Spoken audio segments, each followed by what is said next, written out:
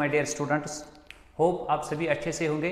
तो आज का जो हमारा लेक्चर है उसको हम एक तो उर्दू मीडियम में डिलीवर करेंगे और आज के लेक्चर में हम जानेंगे लिवर के बारे में, जो बहुत ही ज़्यादा इम्पॉर्टेंट है फॉर आवर बॉडी, बहुत ही ज़्यादा इम्पॉर्टेंट है एज ए ग्लैंड, बहुत ही ज़्यादा इंपॉर्टेंट है as a heat engine of the body, as a metabolic engine of the body, और बहुत ही ज़्यादा इंपॉर्टेंट है as an accessory digestive structure of our gastrointestinal tract. तो आज के लेक्चर में हम जानेंगे लिवर की एक्सटर्नल एनाटॉमिकल स्ट्रक्चर के बारे में, और उसके बाद हम इसकी हिस्टोलॉजिकल पर्सपेक्टिव पे एक नज़र देंगे, और उसके बाद जो डिफरेंट फंक्शंस लिवर के ज़रिए से परफॉर्म होती है हमारी बॉडी में, तो उनकी और हम उसके बाद जानेंगे। तो let me take first that what liver is.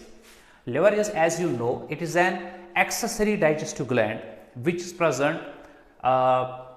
present in our body in the upper right abdominal cavity.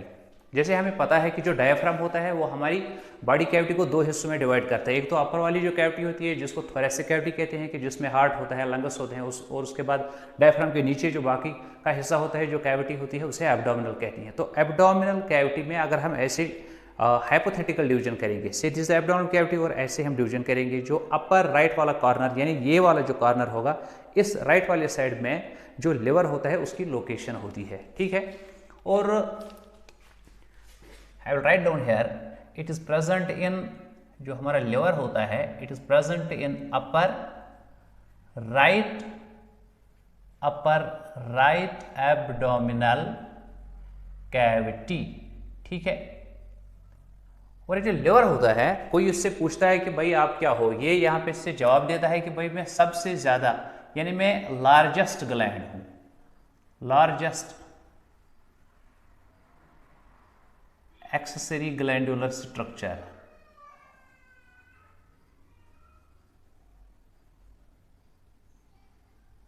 Accessory glandular structure, जो भी एक्सेसरी स्ट्रक्चर्स हैं हमारे डाइजेस्टिव ट्रैक्ट को लेके, उनमें से सबसे जो बड़ा, if we will compare liver with the pancreas, with the parotid gland, with the sublingual gland, with submaxillary glands और अदर स्ट्रक्चर्स, तो ये लिवर कहता है कि भाई मैं सबसे, जो मेरा डायमेंशन है वो सबसे ज़्यादा है। क्योंकि अगर हम देखेंगे जनरली जो लिवर का बेटा वेट होता है, ये होता है ऑलमोस्ट 1.6 kgs। यहाँ से आप अंदाज़ा लगा सकते हो how large this is our gland. इसका वजन इतना है कि अगर हम अपनी बॉडी को 40 हिस्सों में डिवाइड करेंगे तो उसमें से एक हिस्सा पूरा का पूरा लिवर का होगा। ठीक है, it means it constitutes 1/40th, it constitutes 1/40th part of our body weight. ये आप प्लीज याद रखोगे। ठीक है, तो इसकी लोकेशन कहाँ पे है? Upper right abdominal cavity. ठीक है, और इसका वेट कितना है? Almost in an average 1.6 kg। Females में थोड़ा कम होता है इसका वेट, और ये it constitutes 1/40th part of our total body weight, and it is the largest one, and it exhibit so many functions. अभी आप आज के लेक्चर में जानोगे कि इससे हमें ये जो है कितना फायदा होता है, कितनी फंक्शंस के लिए रिस्पॉन्सिबल होता है आपका लिवर। ठीक है, तो इसके बाद हम लिवर की एक्सटर्नल एनाटॉमी को थोड़ा आगे लेके जाएंगे। ठीक है, तो बेटा जो इसका कलर होता है, so far as its colour is concerned, it is dark red. इसका कलर डार्क रेड होता है। ठीक है, और एक इंपॉर्टेंट बात इसके अंदर ये है, let me make diagram of the liver. Portuguese hat की तरह होता है थोड़ा बहुत, ये ऐसे। जो इसका ऊपर वाला हिस्सा होता है, ऊपर वाला, वो ऑलमोस्ट कॉन्वेक्स सा होता है, दैट इज कॉन्वेक्स। क्या आप जानते हो ये ऊपर से कॉन्वेक्स क्यों होता है? क्योंकि जैसे ही ये हमारी अपर राइट एब्डोमिनल कैविटी में है, इस लिवर के एब्डोमिनल कैविटी के ऊपर से क्या होता है? ऊपर से डायफ्राम होता है, और आपको पता है कि जो डायफ्राम है उसकी शेप कनकेव सी होती है, तो उसकी कनकेविटी में इसकी कन्वेक्सिटी फिक्स हो जाती है। ठीक है, तो यहाँ से अगर मैं, if I will make this dotted line and if I will represent it as diaphragm, अगर ये डायफ्राम है, ठीक है, और ये लिवर है, इसका जो ऊपर वाला हिस्सा होता है वो कन्वेक्स होता है, तो इसकी कनकैविटी में इसकी कन्वेक्सिटी फिक्स हो जाती है, ठीक है, इससे अच्छी तरह ये फिक्स्ड रहता है इन आवर एब्डोमिनल कैविटी, ठीक है। और इसके बाद जब हम लिवर की ओर देखते हैं तो इसमें डिफरेंट लोब्स होते हैं। एक तो जो इसका अपर राइट साइड वाला जो लोब होता है उसे कहते हैं राइट लोब, ये लार्जेस्ट लोब होता है, this is the right lobe of liver. उसके बाद जो इसका लेफ्ट साइड होता है that constitutes its left lobe, very simple to remember, ठीक है। और बेटा अगर हम लिवर के पीछे साइड से देखेंगे, मान के चलो ये आपके लिवर का आगे वाला साइड है जिसमें आपने यहां से लेके यहां तक राइट लोब को पाया, फिर ये वाला जो छोटा लोब है इसको पाया, this the right lobe of liver, this the left lobe of liver. अगर आप इसके पीछे जाओगे तो आप कहते हो सर यहाँ पर भी एक लोबुलेटेड स्ट्रक्चर है बाहर से निकला हुआ और यहाँ पर भी है, इजंट इट। तो वो जो दो लोब्स है जो आपके लिवर के बैक साइड में होते हैं, तो let me make these two dotted lobes. One among them is called as quadrate lobe, ठीक है। दूसरा जो इसका पेरिफेरल साइड बनाता है, एंड वाला साइड बनाता है, तो उस लोब को कहते हैं कॉर्डेट लोब, कॉर्डेट लोब। तो इसका मतलब ये हुआ कि अगर हम लिवर को डिवाइड करेंगे तो चार हिस्सों में हम इसको डिवाइड कर सकते हैं, राइट लोब जो बड़ा वाला होता है, लेफ्ट लोब जो छोटा वाला होता है, ठीक है। और उसके बाद उसके बैक साइड की ओर अगर हम देखेंगे तो एक्सटर्नल दिस सुपरफिशियल स्ट्रक्चर्स दिखते हैं हमें, या लोबुलर स्ट्रक्चर्स दिखते हैं, तो उनको एक को उनमें से कहते हैं कॉर्डेट लोब, दूसरे को कहते हैं caudate lobe. One begins with Q and another begins with C, ठीक है। तो बड़ा इसके बाद देखेंगे जो हमारा लिवर होता है एक्सटर्नली, ठीक है, जो यहां पे इसकी लाइनिंग होती है, ये से if this is the liver, और जो ये वाली इसकी कवरिंग होती है, this one, it is this is the peritoneal covering, and this very covering which is the first covering, isn't it, of the liver, it is called as visceral peritoneum. This is called as visceral peritoneum, ठीक है। उसके बाद इसकी दूसरी lining भी होती है, क्योंकि जो हमारा लिवर होता है that is present in a capsulated structure, ठीक है। तो उस कैप्सुलेटेड स्ट्रक्चर के अंदर जब हम देखते हैं तो लिवर का ये वाला जो लाइनिंग है, first lining that is called the visceral peritoneal lining. उसके बाद जो उसके बाहर से उसकी बैक लाइन स्ट्रक्चर में, ये बाहर से इसका और एक बैक लाइन स्ट्रक्चर होता है जिसके अंदर लिवर रहता है, और इस बैक लाइन स्ट्रक्चर में जब हम लाइनिंग देखते हैं, ठीक है, दिस इज द लाइनिंग, तो ये भी पेरिटोनियल लाइनिंग है, but this lining is called as parietal peritoneal lining और parietal peritoneum, isn't it? Visceral peritoneum and parietal peritoneum, ठीक है।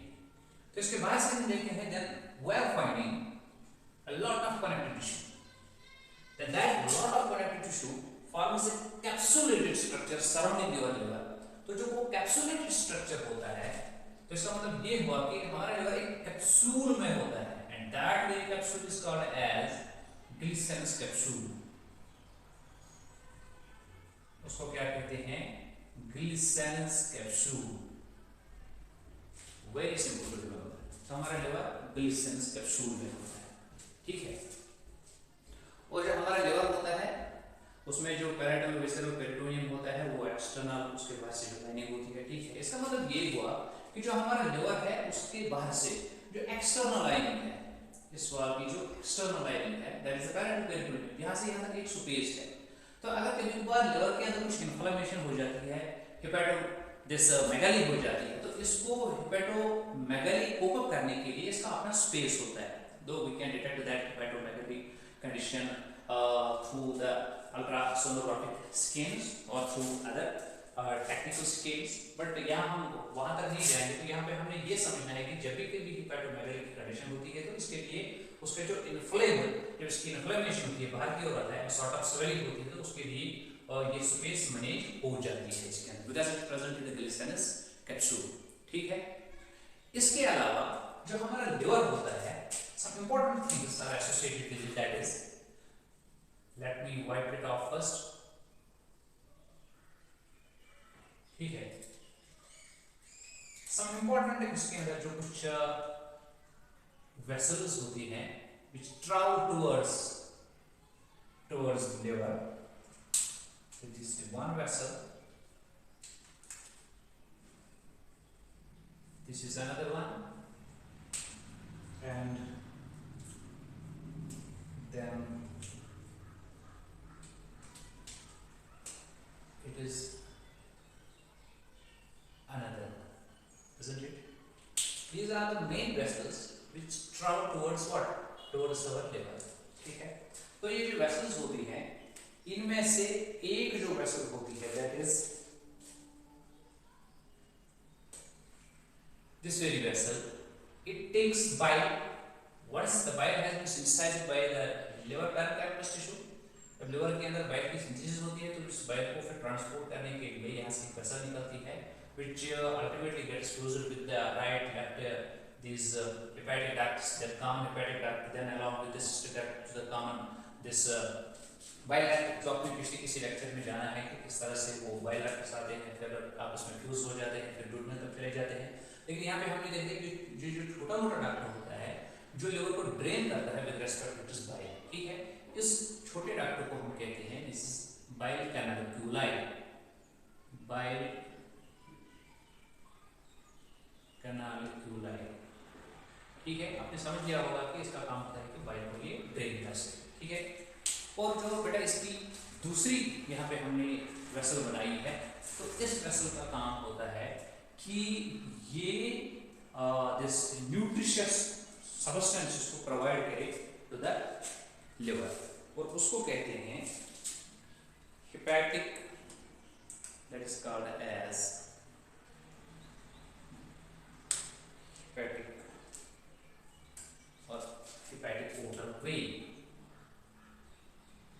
Hepatic portal vein. जो हेपेटिक पोर्टल वेन होती है, इस हेपेटिक पोर्टल वेन की जो मेन फंक्शन होती है वो ये होती है कि ये न्यूट्रिशियस ब्लड को लाती है from the intestinal sides and उसे प्रोवाइड करती है द लिवर। तो हेपेटिक पोर्टल वेन सिर्फ अपने साथ ब्लड को नहीं लाएगी, ये अपने साथ फूड आइटम्स को, this carbohydrate, this monosaccharide units को अपने साथ लाएगी, अमीनो एसिड्स को अपने साथ लाएगी, कोलेस्ट्रॉल को लाएगी, फैटी एसिड को लाएगी। नॉट ओनली दैट, अगर आपने कुछ मेडिसिन लिया है तो उसको लाएगी, कुछ ड्रग लिया है उसको लाएगी, अल्कोहल लिया है उसको लाएगी, टॉक्सिक सब्सटेंसेस को अपने साथ लाएगी, और ये जो कुछ कभी बैक्टीरिया वगैरह होते हैं, कुछ पैरासाइट्स छोटे होते हैं तो उनको अपने साथ लाती है। तो गर्ल्स यहाँ पे ये है कि जो हेपेटिक पोर्टल वेन होती है ये ऑलमोस्ट 75%, ठीक है, 75% ब्लड प्रोवाइड करती है प्योर लिवर। ठीक है, उसके बाद जो नेक्स्ट छोटी सी वेसल होती है जिसका काम होता है कि वो this pure form of blood को प्रोवाइड करे to the respective hepatic tissues, और उस वाली वेसल को कहते हैं main hepatic, that is hepatic artery. तो एक तो हेपेटिक आर्टरी, ठीक है, जो ऑलमोस्ट 25% ऑफ ब्लड को प्रोवाइड करती है टू द लिवर, और उसके अलावा हेपेटिक पोर्टल वेन, जो पोर्टल वेन होती है जिसका काम होता है ब्लड के साथ साथ न्यूट्रिएंट्स को लाना, इन्फेक्टेंट्स को लाना, टॉक्सिक सब्सटेंसेस को लाना, कुछ आपने मेडिसिन ड्रग वगैरह ले उसको लाना, अल्कोहल वगैरह को लाना है, क्योंकि वो तो इंटेस्टाइन से होके आई है, अभी भी एब्जॉर्प्शन हो चुकी है, तो इन सारी चीज़ों को अपने साथ लाके उसे लिवर को प्रोवाइड कर लेती है, क्योंकि इन सारी चीज़ों को डिटॉक्सिफाई करना है, इन सारी चीज़ों को मेटाबॉलिक पाथवे में इनकलकेट करना है, इनको प्यूरिफाई करना है। ठीक है, डिएमाइनेशन के लिए, कोलेस्ट्रॉल सिंथेसिस के लिए, बाइल सिंथेसिस के लिए, अदर थिंग्स के लिए, isn't it? तो ये जो पोर्टल वेन होती है वो मेजर वेन होती है which provides this blood, this nutritious blood to the liver. और उसके अलावा एक हमने और एक कनाल यहाँ पे बनाई, what is that called bile canal जो है, और जो फिर लास्ट में राइट हेपेटिक डक्ट बनाती है, लेफ्ट हेपेटिक डक्ट बनाती है, कॉमन हेपेटिक डक्ट बनाती है, उसके बाद सिस्टिक डक्ट से मिलकर वो कॉमन बाइल डक्ट बनाती है। तो उसका काम होता है यहाँ से इसको वापस निकालना, ठीक है। इतना ही नहीं, इन तीन वेसल्स के साथ साथ और एक वेसल भी होती है, ठीक है, जिसका काम होता है कि ड्रेन आउट करना। यहाँ पे आपने देखा इसका काम है बाइल को वापस लाना। It will bring bile out which has been sensitized from the liver, and this one will provide blood to the liver. It will provide blood to the liver. तो यहाँ से एरोस की डायरेक्शन ऐसे दिखाएंगे, यहाँ से एरोस की direction ऐसे दिखाएंगे। उसके अलावा lymphatic vessels भी होती है, isn't it? That we make another vessel that is minute lymphatic vessels। जो lymphatic vessels होती है उसका काम भी होता है वो लिवर के कंटेंट्स को बाहर निकाले फ्रॉम द लिवर। तो इसके अलावा जो लिवर होता है it has been provided with the nerve plexuses as well. Let me make some plexuses here. Let us suppose that it is the plexus which has the nerves and they come and then they innervate toward what? Toward the liver। तो ये hepatic plexus है। This is hepatic plexus। यहाँ पे आप याद रखोगे एक जरूरी बात को, जो हमारा hepatic plexus होता है, ठीक है, वो दो तरह की नर्व एंडिंग्स से बना होता है, sympathetic as well as parasympathetic. यहाँ पे आप ये इंपॉर्टेंट जो एक पॉइंट है इसको याद रखोगे। hepatic plexus जो होता है it is formed of sympathetic as well as parasympathetic nerve endings। और एक बात जो आपका यहाँ पे hepatic plexus के अंदर जो sympathetic nerves होते हैं they are actually the nerve endings or the nerve fibers from celiac nerve। celiac nerve और जो parasympathetic nerve fibers जो यहाँ पे होते हैं तो they are the outer regions of outer neurons of the vagus nerve, ठीक है। तो इसका मतलब ये जो hepatic plexus होता है, hepatic plexus sympathetic या parasympathetic nerve से बना होता है, और जो sympathetic region यहाँ का होता है वो जो celiac nerve होता है या celiac nerve ganglion जो होता है उससे बना हुआ होता है, और जो parasympathetic पार्ट होता है इसका, ठीक है, वो बना होता है from the endings of what? The vagus nerve ganglions of the vagus nerve, ठीक है। तो ये innervations जो है, these innervations are associated with our liver। तो ये हमने लिवर को एक्सटर्नली स्टडी किया। लिवर को जब हम एक्सटर्नली स्टडी करते हैं तो एक्सटर्नल स्टडी करने के बाद हमें ये जानना होता है कि लिवर में ऐसा कौन सा यूनिट है जो लिवर के अंदर इतनी सारी जो मेजर फंक्शंस जो होती है लिवर जो अंजाम देता है उस बेसिक यूनिट का नाम क्या होता है। जिस तरह हम जब नेफ्रिक फिल्ट्रेशन पढ़ते हैं, जब हम किडनी पढ़ते हैं तो हम कहते हैं वहाँ का जो नेफ्रॉन होता है उसका बेसिक यूनिट है। जब हम नर्वस कंडक्शन पढ़ते हैं तो जो हमारा ब्रेन होता है उसका जो बेसिक यूनिट होता है वो हमारा न्यूरॉन होता है। इसी तरह जो आपका लिवर है इसके अंदर भी जो बेसिक यूनिट्स है और बेसिक यूनिट्स को कहते हैं such basic units, they are almost polygonal in shape, ठीक है, they are polygonal in shape and such basic units are called as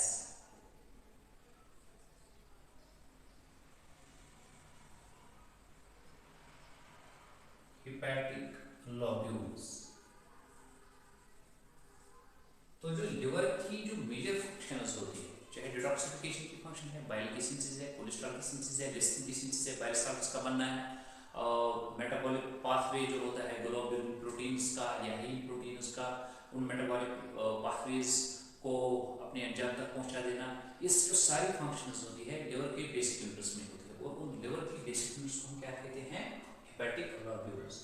अब जब हम हेपेटिक लॉब्यूल का डिटेल्ड हिस्टोलॉजिकल अकाउंट देखेंगे तो हम यहाँ पे कोई एक रीजन लेंगे तो उसको मैग्नीफाई करेंगे, उसको मैग्नीफाई करने के बाद हमें इस जैसा स्ट्रक्चर दिखेगा। तो इस स्ट्रक्चर को अंडरस्टैंड करने के बाद हमें जो लिवर की हिस्टोलॉजी है उस पर एक अच्छा होल्ड डेवलप हो जाएगा। ठीक है, till now we have discussed only the external surface anatomy of the liver, and we came to know about the ducts which drain liver, and about the ducts which provide nutrition or the blood or the oxygen to the liver. We also came to know about this जो हम यहाँ पर nerve plexus होता है जिसका hepatic plexus, वो उसे innervate करता है। तो ये तो इसकी एन एक्सटर्नल एनाटॉमी है। तो फिर अंदर जाके जब हम लिवर के अंदर जाएंगे उसको कट करने के बाद हम वहाँ पे उसको किसी एक फंक्शनल यूनिट को यानी हेपेटिक लॉब्यूल को, लिवर के लॉब्यूल को बाहर निकालेंगे तो फिर हमें इस जैसा जो स्ट्रक्चर है वो दिखता है। जब हम इस लॉब्यूल को यहाँ से निकालेंगे, उसको मैग्नीफाई करेंगे, तो जब हम मैग्नीफाई करने के बाद इसकी ओर देखते हैं तो हमें ये देखने को मिलता है। फर्स्ट ऑफ ऑल एक्सटर्नली जो हमने बाहर से इन वेसल्स को देखा था तो वो वेसल्स कुछ इस तरह से होंगे। एक ब्लड वेसल, ये see this one blood vessel which provide blood to your liver और internal lobule. This very vessel is hepatic artery, isn't it, which constitutes 25% of flow towards the liver। और उसके बाद जो दूसरी मेजर वेसल है this one, it will constitute the portal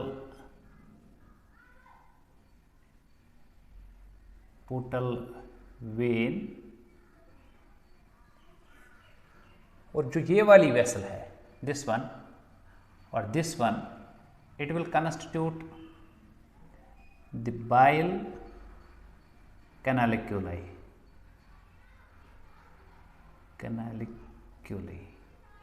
ठीक है।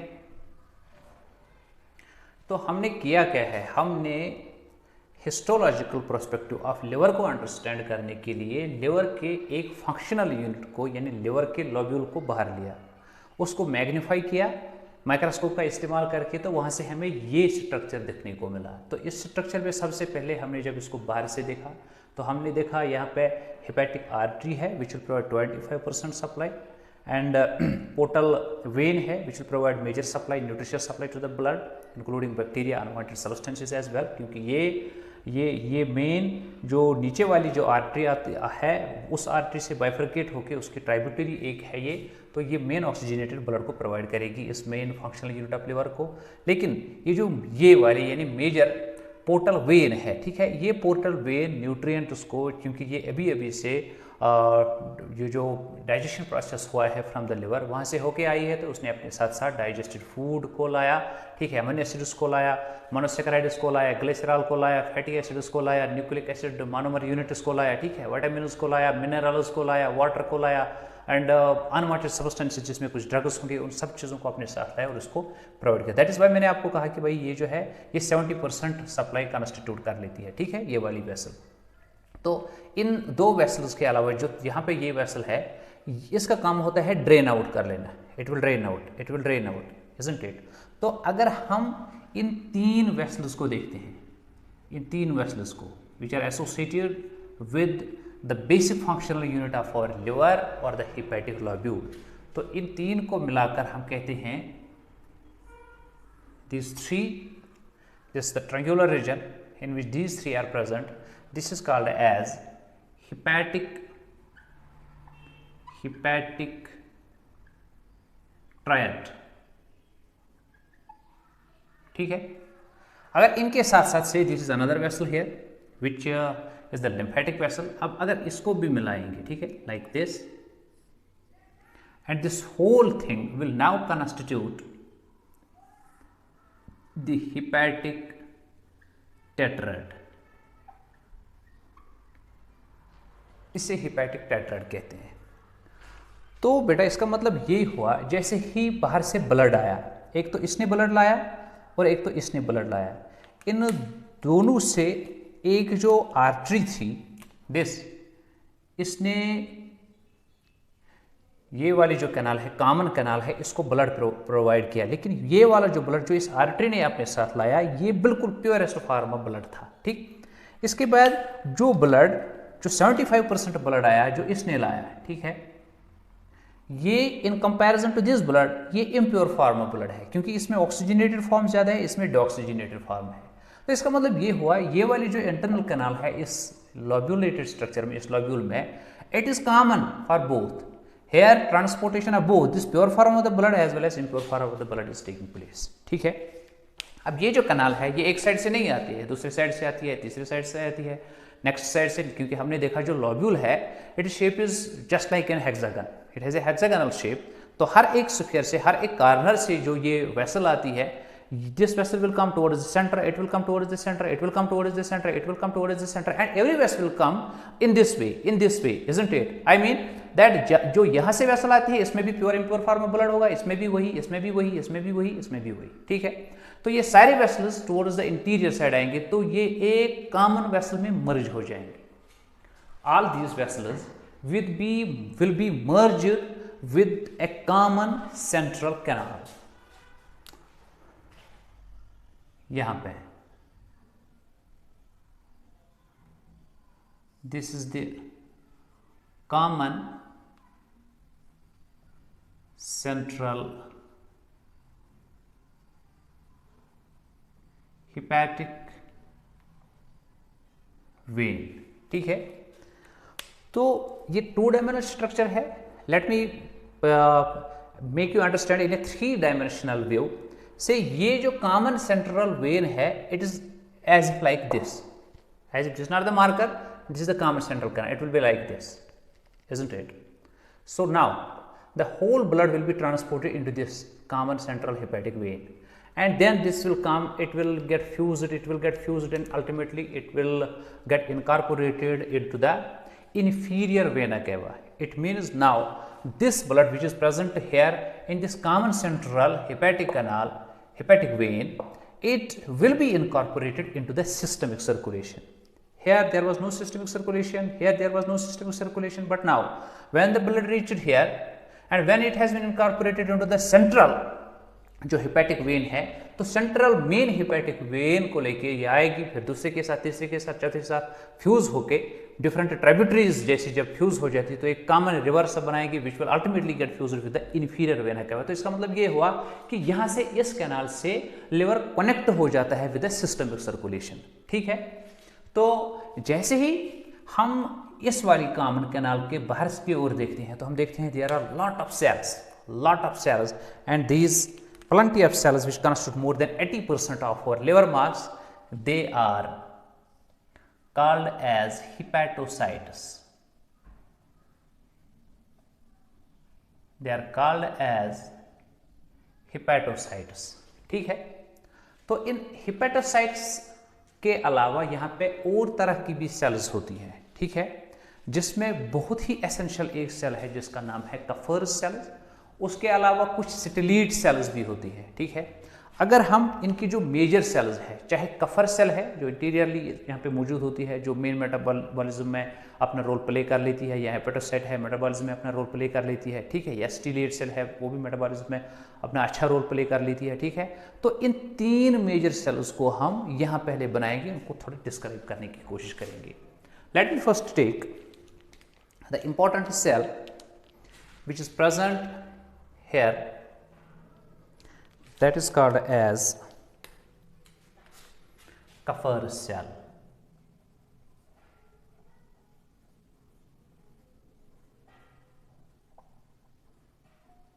ठीक है, और दूसरी इंपॉर्टेंट सेल जो हमें यहां दिखने को मिलेगी, that very cell is called as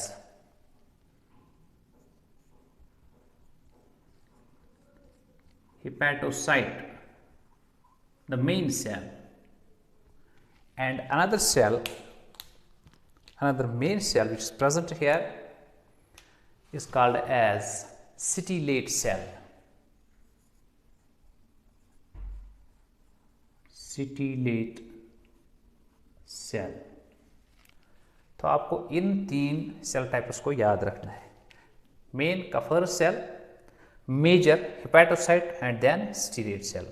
these are present. If you will further magnify this structural and functional unit of the liver, तो आपको ये सेल्स देखने को मिलेगी।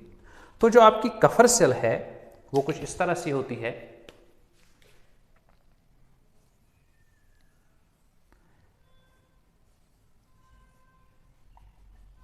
दिस इज इट्स न्यूक्लियस, ठीक है।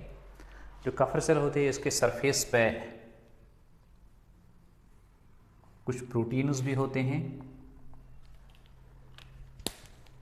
कुछ स्पेसिफाइड रिसेप्टर्स भी होते हैं, ठीक है। तो जैसे ही ब्लड की एंट्री यहाँ की ओर हो जाती है, ठीक है, तो ब्लड की एंट्री होने के बाद this blood is being welcomed by the Kupffer cell, ठीक है। अगर इस ब्लड में if this blood contains any unwanted substance that has to be managed, isn't it? If this blood, say it contains the dead red blood corpuscle, ठीक है, जो यहाँ से ब्लड आएगा और यहाँ से आएगा। आप लोगों को पता है कि जो रेड ब्लड कार्पसल की एज होती है वो ऑलमोस्ट 120 डेज की होती है, ठीक। तो अगर कोई ब्लड सेल यहाँ से आई, say this is the dead blood cell, and once it is being welcomed by the Kupffer cell, यहाँ इसके अंदर जो हीमोग्लोबिन होता है, ठीक है, इस हीमोग्लोबिन को डिवाइड किया जाएगा by the Kupffer cell into heme and globin. Globin will be converted into amino acids, globin protein है। और जो हीम होता है, ठीक है, इस हीम में एक पार्ट होता है आयरन का, इस आयरन को निकाला जाएगा। This iron will be put into the blood circulation and this will be used for resynthesis of the red blood corpuscles in the bone marrow or resynthesis of our hemoglobin in the bone marrow। लेकिन इसका जो दूसरा part है, that is the proteinaceous part, उसको convert किया जाएगा into pigmented substances, the major among them being bilirubin। तो bilirubin की सिंथेसिस इस तरह होती है। तो अपने जो कई सारे हमारे लेक्चर्स है वहाँ पे हमने ये डिस्क्राइब किया है, how bilirubin is synthesised, how that is produced, how that is converted into the other pigment stercobilin, how bilirubin, stercobilin, urochrome, urinoid, and these are responsible for provision of the colour to the faeces, to the urine, to sometimes to the skin in jaundice like conditions. तो यहाँ पे हमने बस इतना जाना है कि जो बिलिरुबिन की डेवलपमेंट हुई वो डेड रेड ब्लड कार्पस से हुई। तो उसके लिए जो मेन रीजन है, मेन फैक्टर जो है वो ये वाला बंदा है जिसका नाम है कफर सेल, ठीक है। उसके अलावा ये जो कफर सेल होती है इसमें एबिलिटी होती है कि ये कुछ जो अनवांटेड सब्सटेंसेस होते हैं उनको इजीली रिकॉग्नाइज कर सकती है ये, ठीक है। Sometimes there are some polysaccharide units of some bacterial cell walls, you know कि जो बैक्टीरिया होता है वो दो तरह के होते हैं, चाहे ग्राम पॉजिटिव है या ग्राम नेगेटिव है। तो जो ग्राम नेगेटिव बैक्टीरिया होते हैं उनके अंदर लाइकोपॉलीसैकेराइड्स का जो कंटेंट ज़्यादा होता है। अब मान के चलो कोई बैक्टीरियल सेल वॉल है, उसकी डिग्रेडेशन हुई है तो उसकी वजह से majority of the lipopolysaccharides have been released.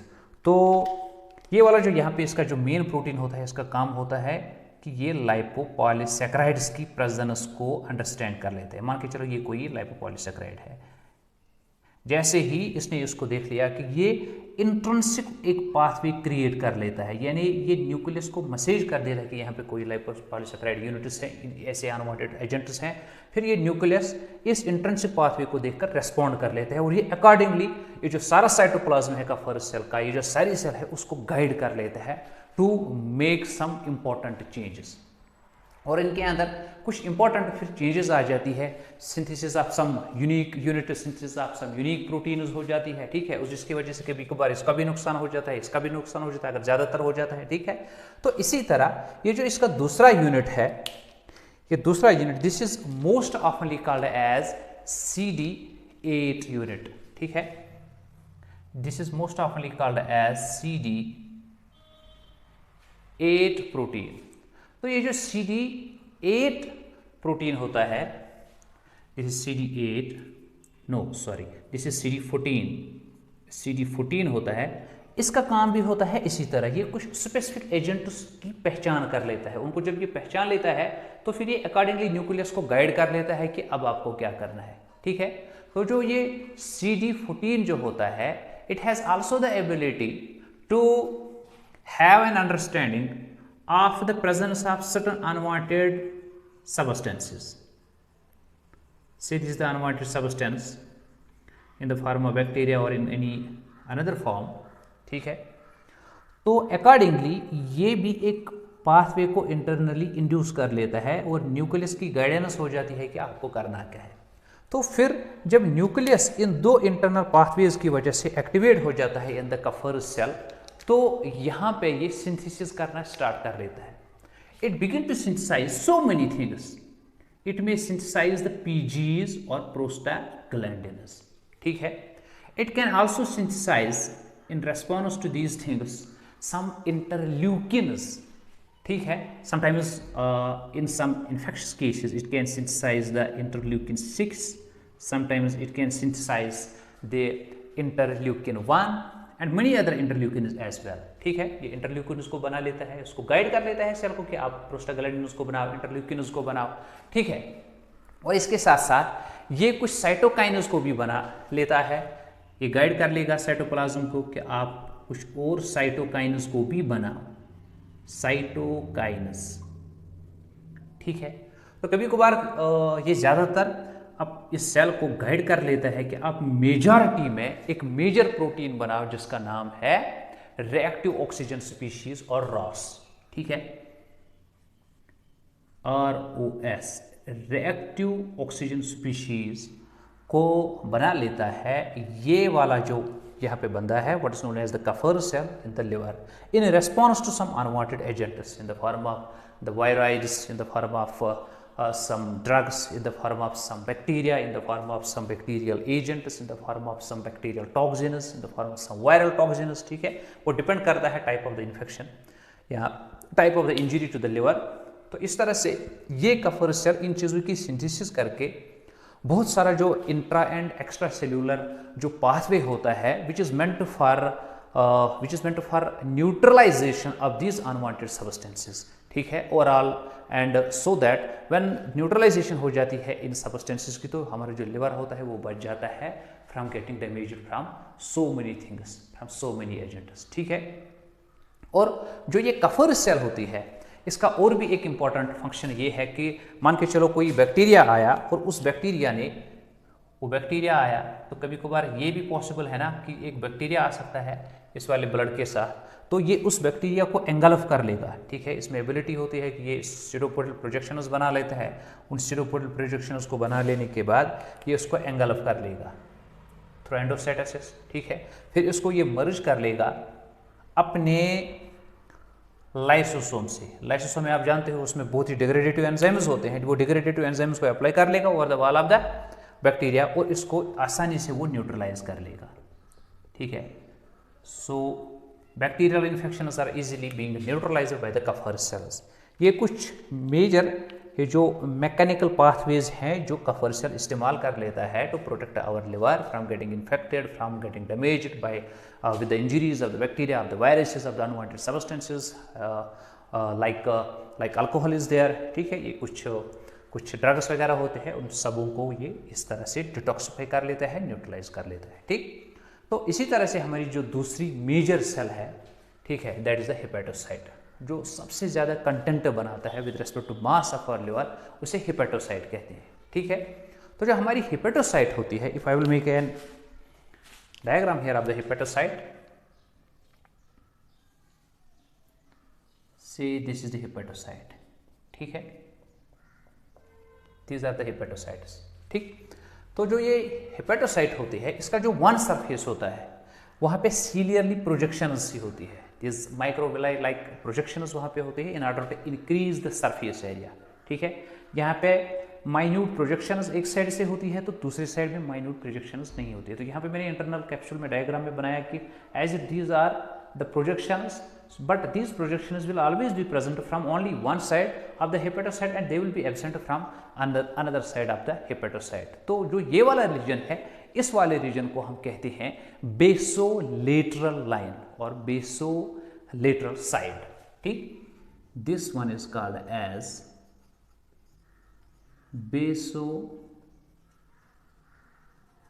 lateral side, and this basolateral side with along with the another hepatocyte, another hepatocyte, another hepatocyte, this forms the basolateral line in the functional unit of our liver.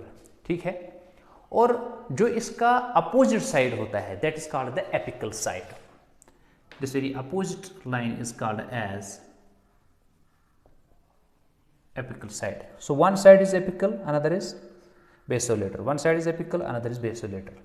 अगर हम एक और दूसरी और तीसरी और चौथी hepatocyte को देखेंगे, ये आपस में एसोसिएट रहते हैं with desmosomes, with tight junctions, with gap junctions, और आपस में मिलकर जब ये एक दूसरे के साथ एसोसिएट रहते हैं तो ये इंटरनली एक डक्ट से बना लेते हैं. When the membrane of this hepatocyte is fused with the membrane of the another hepatocyte, तो उस फ्यूजन में कहीं कई सारी जगहों पे एक परफोरेशन सी बनती है. ठीक है, और वही परफोरेशन फिर मर्ज होके बना लेती है this bile कैनालिक्यूलाई.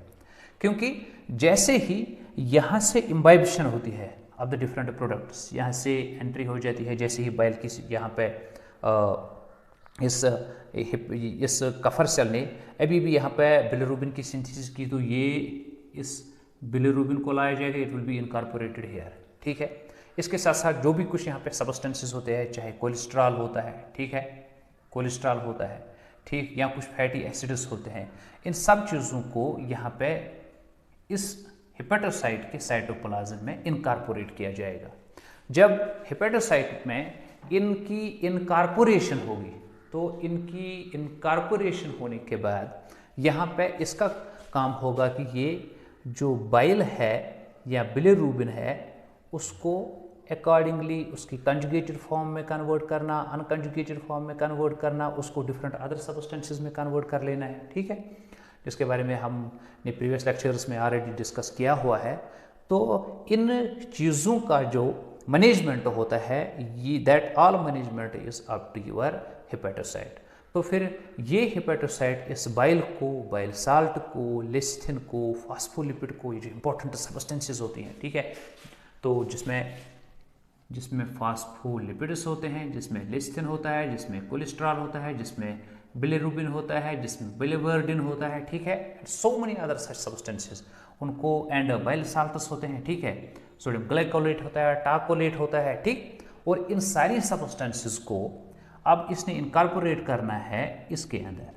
When such incorporation takes place, then these secreted substances are being drained out from these metabolic units of the liver, and they are being drained out with the help of bile canaliculi.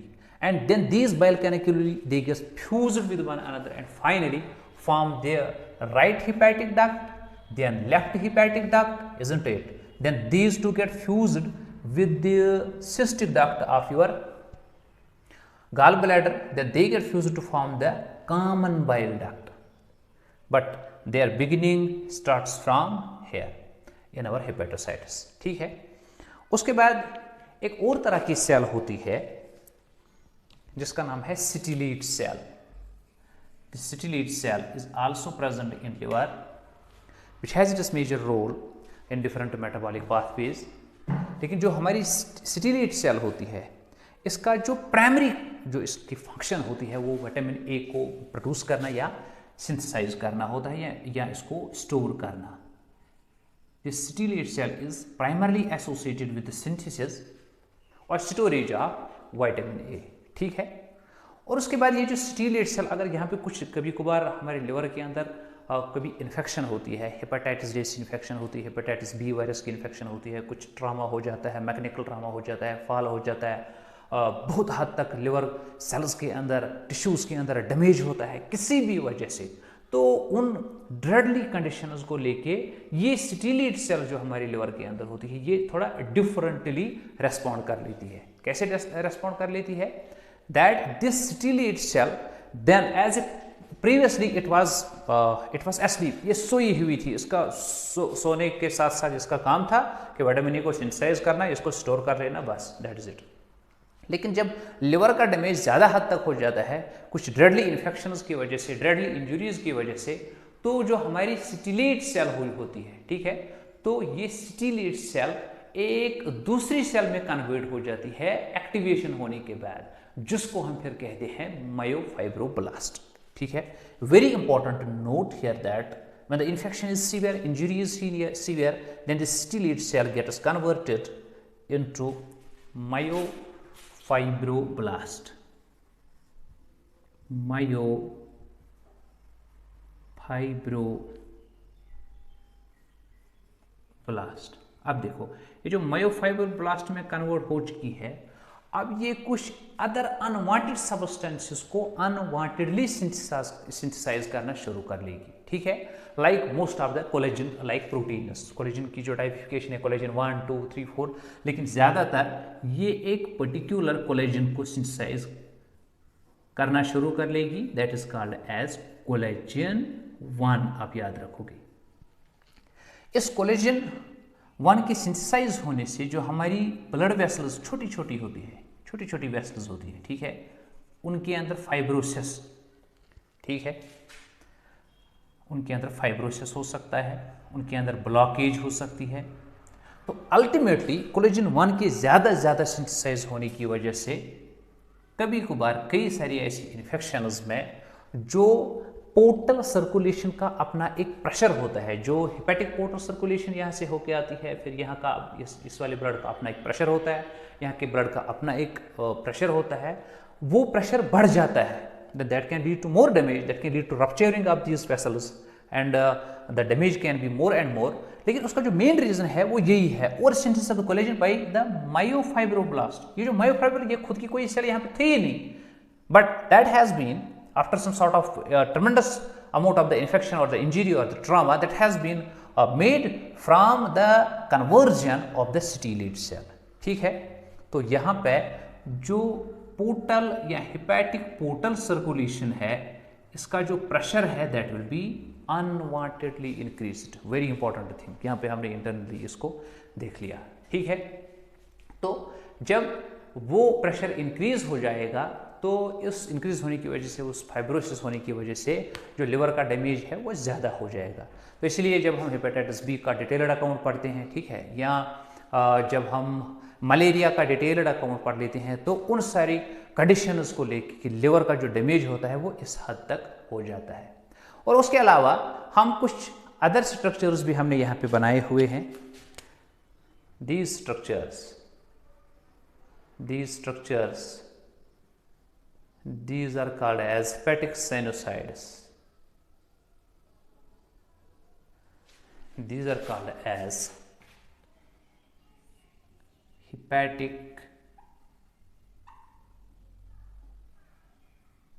sinusoids।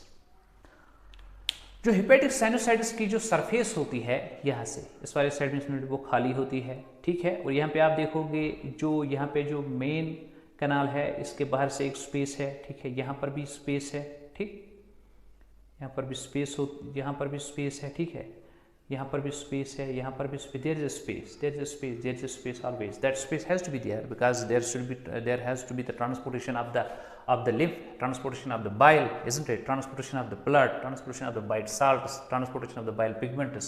तो इन सारी चीज़ों का यहाँ पे होना necessary होता है। ठीक है, अब अगर हम जो हेपेटिक लॉब्यूल्स होते हैं, हेपेटिक लॉब्यूल्स की अरेंजमेंट की ओर देखेंगे तो हमें 3 तरह के अरेंजमेंट्स देखने को मिलते हैं, और वो 3 तरह के जो अरेंजमेंट्स होते हैं, आई विल मेक दिस हियर।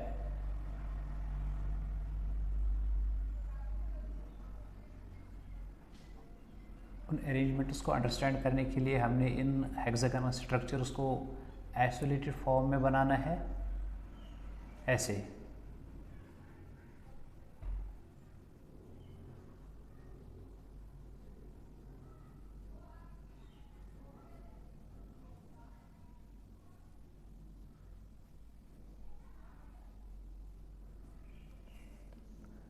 ये देखो,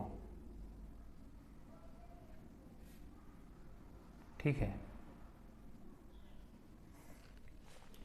अगर हम इन लिवर लॉब्यूल्स की फंक्शनल पर्सपेक्टिव की ओर देखेंगे कि कैसे यहाँ पे जो रेस्पेक्टेड आर्टरी है या वेन है या बाइल कैनालिक्यूलाई है, ये कैसे फंक्शन कर लेते हैं, कैसे आपस में एक दूसरे के साथ मर्ज हो जाते हैं, या कैसे ये सेंट्रल जो हेपेटिक वेन है कैसे ये मर्ज हो जाती है with the system of circulation. तो इन चीज़ों को अंडरस्टैंड करने के लिए जो अरेंजमेंट्स होते हैं दीज लिवर लॉब्यूल्स के, वो अरेंजमेंट्स 3 तरह के हो सकते हैं। The first arrangement among them is called as classic lobule और classic lobular arrangement. Number 1 is classical lobule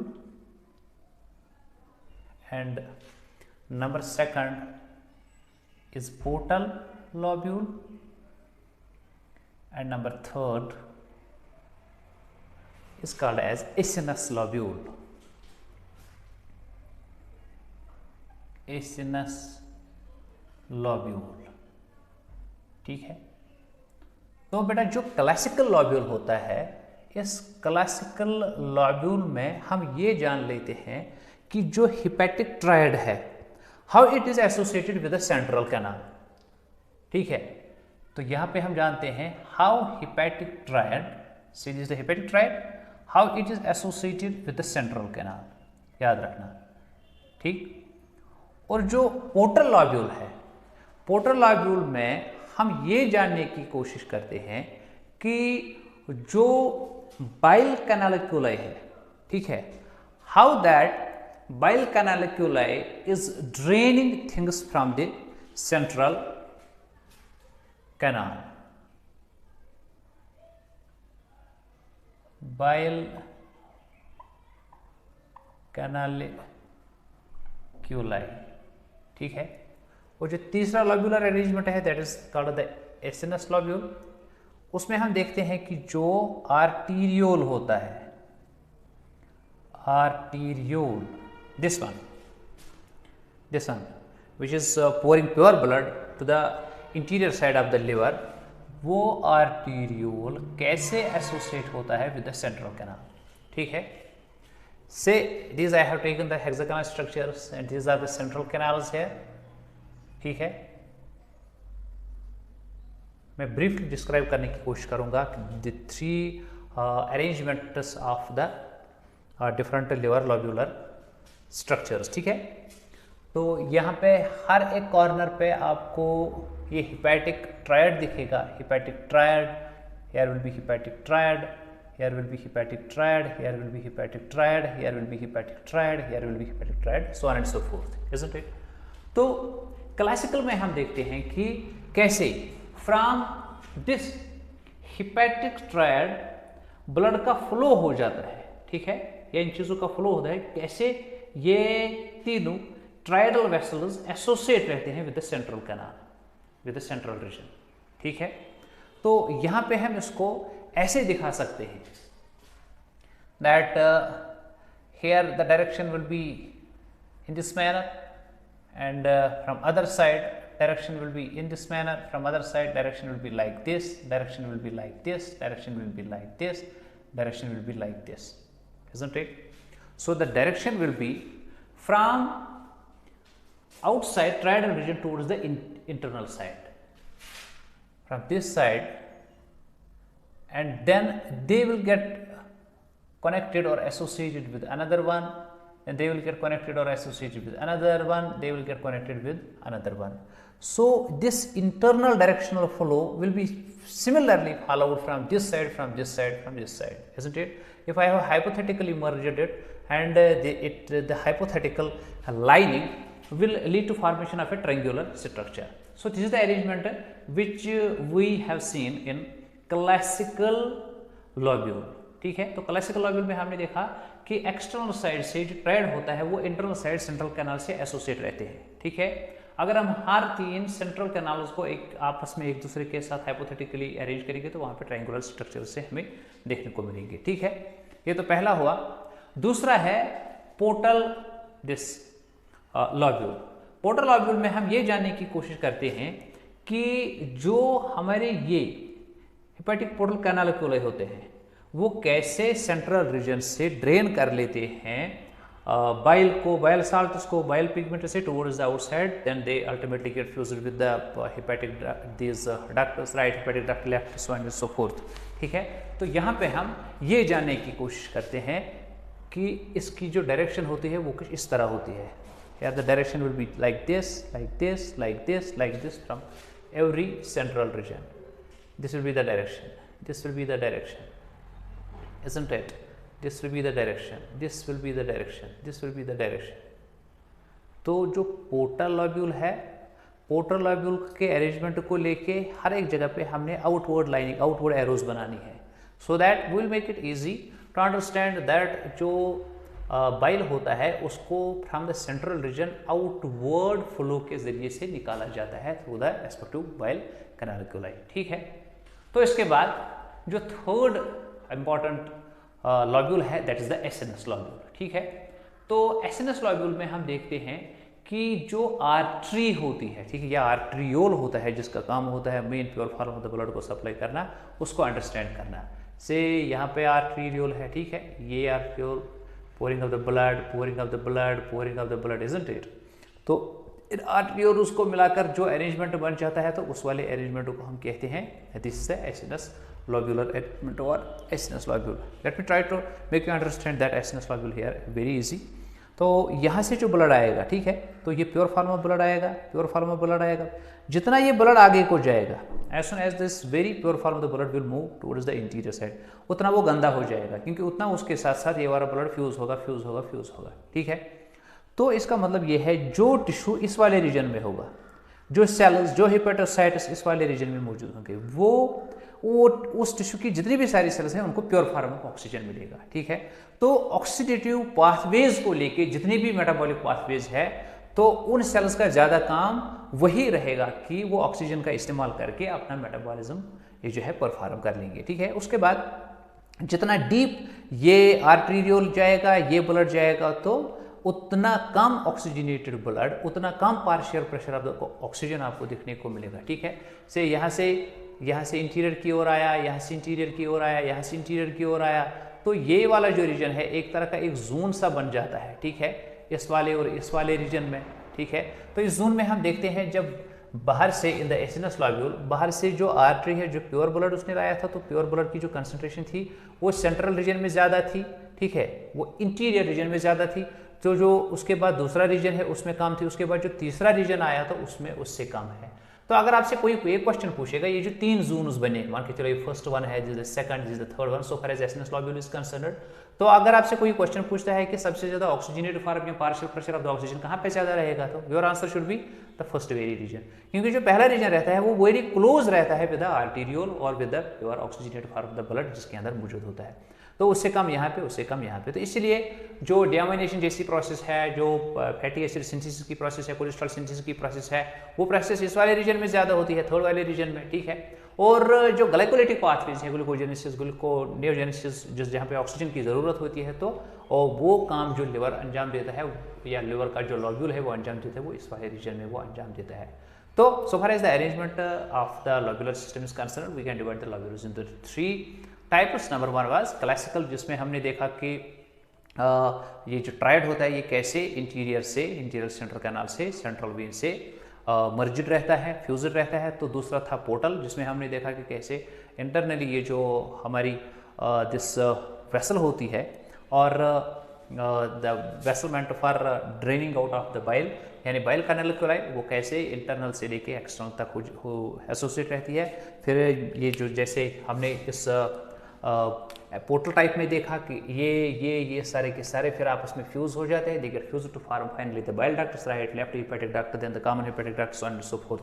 तो एसिनस टाइप में हमने ये देखा कि ये जो आर्टरी होती है, ठीक है, तो ये आर्टेरियोल होती है, जो बाहर से आती है, ये ब्लड को ऐसे प्रोवाइड कर लेती है टुवर्ड्स द सेंट्रल रीजन, और अगर दूसरा सेंट्रल रीजन ऐसा है, ठीक है, और वो आपस में एक के साथ ऐसे होगा और तीसरा एक के साथ ऐसा होगा, तो इस तरह से ये सॉर्ट ऑफ रोम्बाइड सा बन जाएगा. तो इसमें 3 जोन्स आ जाएंगे. ठीक है, there will be 3 zones. One will be which will be directly associated with this artery, another in between, and the third one away from that. तो जो सबसे दूर वाला जो रीजन होगा, जो यहाँ पे हेपेटोसाइटिस होगी, उनके अंदर ऑक्सीजन के बगैर जो भी मेटाबॉलिक पाथवे वो ज़्यादा होंगे, और जो इसके नज़दीक होंगे इस वाले रीजन में जो भी हेपेटोसाइटिस होंगे या other forms of the liver cells और द लिवर टिश्यूज़, तो वहाँ उनके अंदर oxidative form of different metabolic pathways जो हैं वो होंगी.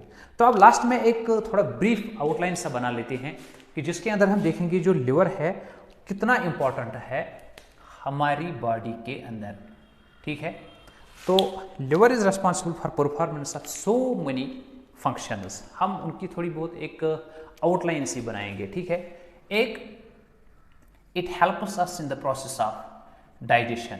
जैसे कि हमने पहले ही देखा है कि जो प्रोसेस ऑफ डाइजेशन होती है, डाइजेशन ऑफ द फैट्स, ठीक है, digestion of the fatty acids, उनकी एब्जॉर्प्शन तक को लेके हमारा जो बाइल होता है, जो अभी लिवर ने बना लिया, उस बाइल की बहुत ज़्यादा वहाँ पे इंपॉर्टेंस होती है। उस बाइल की वजह से माइक्रोन्स बनते हैं, काइलोमाइक्रोन्स बनते हैं, ठीक है। और फिर इजी एब्जॉर्प्शन होता है, फिर easy digestion of the fat lipid वगैरह होता है। तो डाइजेशन में लिवर हमें हेल्प कर लेता है, ठीक है। तो दूसरी इंपॉर्टेंट जो फंक्शन है वो ये है कि लिवर के ज़रिए से हम ग्लाइकोजेनेसिस कर लेते हैं। और जब ग्लाइकोजेनेसिस होती है तो इस तरह से हम अपने ब्लड की शुगर को मेंटेन रखते हैं। So liver is also meant for maintenance of blood sugar level in our body, ठीक है। और इसके अलावा कभी कभार ये जो हमारा लिवर होता है, it is also responsible for gluconeogenesis.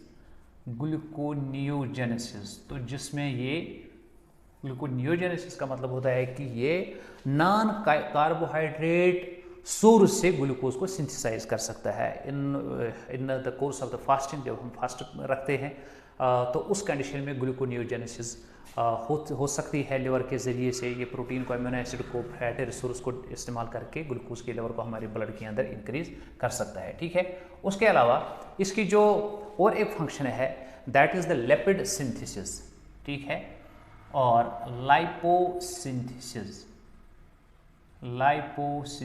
ठीक है। ये भी इसके आउटलाइन में आता है, ठीक। और इसके अलावा आपने तो अभी देखा, it is responsible for detoxification, ठीक है, detoxification of so many substances, ठीक है। Detoxification of alcohol, of drugs, of medicine, of the food, of neutralisation of the bacteria, bacterial walls, gram negative viruses and so many other substances, ठीक है। और इसके अलावा it has at times acted as a blood factory. It has acted as blood factory. जब when we were living the prenatal stage of our life, तो उस time में bone marrow के साथ साथ जो लिवर था, इसमें एबिलिटी थी कि ये आरबीसीज को सिंथेसाइज कर लेता था, ठीक है। तो ये भी इसकी इंपॉर्टेंट फंक्शन है। और इसके अलावा it is also responsible for this deamination process for helping us in excretion. ये एक्सक्रीशन करने में हेल्प करता है, excretion of the lipids, excretion of this cholesterol like substances, excretion of the bile salts and so many other substances, and excretion of the ammonia takes place when deamination takes place here. Excretion of ammonia, urea, uric acid through the process of deamination, वो excretory process यही अंजाम देता है हमारा liver. और इसके अलावा दूसरी इंपॉर्टेंट फंक्शन ये जो अंजाम देता है, that is it helps us in formation of the blood clotting factors. तो ये ब्लड क्लॉटिंग में भी एक अहम रोल प्ले कर लेता है। Blood clotting for like synthesis of so many clotting factors, storage of vitamin K, उसकी synthesis, ठीक है। और ब्लड को मेंटेन रखता है, हेपेरिन की सिंथेसिस कर लेता है ताकि ब्लड क्लॉटिंग ना हो अनवांटेडली। इन ये ब्लड क्लॉटिंग के रिलेटेड कभी कभार हमें ब्लड क्लॉटिंग की ज़रूरत होती है, कभी कभार नहीं होती है ज़रूरत। इंटरनली हमें क्लॉटिंग की ज़रूरत नहीं होती है, जब इंजरी होती है तो ज़रूरत होती है। तो ब्लड क्लॉटिंग के होने में और ना होने में लिवर का अहम रोल जो है वो होता है हमारी बॉडी के अंदर। तो ब्लड क्लॉटिंग के अलावा ये as a osmo regulatory structure भी, it also helps us in osmo regulation. ये ऑस्मो रेगुलेशन में हेल्प करता है। जब हम नेफ्रोलॉजी पढ़ेंगे तो उसमें हम स्टडी करेंगे liver is responsible for the synthesis of angiotensinogen का मेजर रोल होता है for the maintenance of the osmotic fluid level, for the maintenance of the osmolarity in our blood and in our other body fluids, ठीक है। तो osmo regulation होने में ये अहम रोल प्ले करता है। तो उसके अलावा ये हीट प्रोडक्शन में भी अपना मेजर रोल प्ले करता है। It is also meant for the synthesis of heat, और हीट प्रोडक्शन इसके ज़रिए से होती है, ठीक है। और मेटाबॉलिज्म तो यहाँ पे विटामिन्स का होता है, लिपिड्स का होता है, डेमाइनेशन यहाँ पे होती है, ठीक है, ग्लाइकोलाइटिक पाथवेज होती है, क्रब्स साइकिल वगैरह जैसी मेटाबॉलिक सारी पाथवेज यहाँ पे होती है, and that's why it is also called as metabolic engine of body. तो लास्ट में यहाँ पे लिखूंगा it is also meant for exhibition of the most of the metabolic pathways. यहाँ पे मैं डायरेक्ट फिलहाल मेटाबॉलिज्म लिखूंगा सो दैट आप इजीली जानेंगे कि ये मेटाबॉलिज्म में एक अपना जो है अहम रोल प्ले कर लेता है, ठीक है। So with this we have concluded our today's lecture, in which we came to know some external aspects of the liver, anatomical aspects, then histological aspects, isn't it? Then the arrangement of the basic functional units of the liver, उसका थोड़ा बहुत aspect, उसका elementary idea हमने लिया classical acids या portal type का, और उसके बाद हमने लास्ट में जाना कि it is meant for the performance of so many functions, the major among which we described here in a brief account. So with this we have concluded our today's lecture. Dear students, जैसे कि आपने मुझे कहा था कि मैंने पहले ही आपको कहा हुआ है कि आप लोगों की डिमांड को लेके मैं आज के बाद अपने लेक्चर्स उर्दू हिंदी मीडियम में डिलीवर करने की कोशिश करूँगा, और I will be always welcoming your grievances, your guidances, guidelines, your suggestions, isn't it? And आप मेरे लेक्चर्स को अच्छा करने के लिए मुझे कभी भी अपने कमेंट बॉक्स में आप कमेंट में लिख सकते हो कि what changes do I need to make my lectures more and more beautiful, more and more attractive, more and more easily understandable, isn't it? तो इसके साथ साथ I will request you one more thing that do get my channel subscribed and don't miss to press your bell icon so that you will get my lectures notifications on daily basis, and you will get benefited on each and every day more and more with respect to your biological sciences for your NEET like examinations, medical examination, medical course examinations, and other biological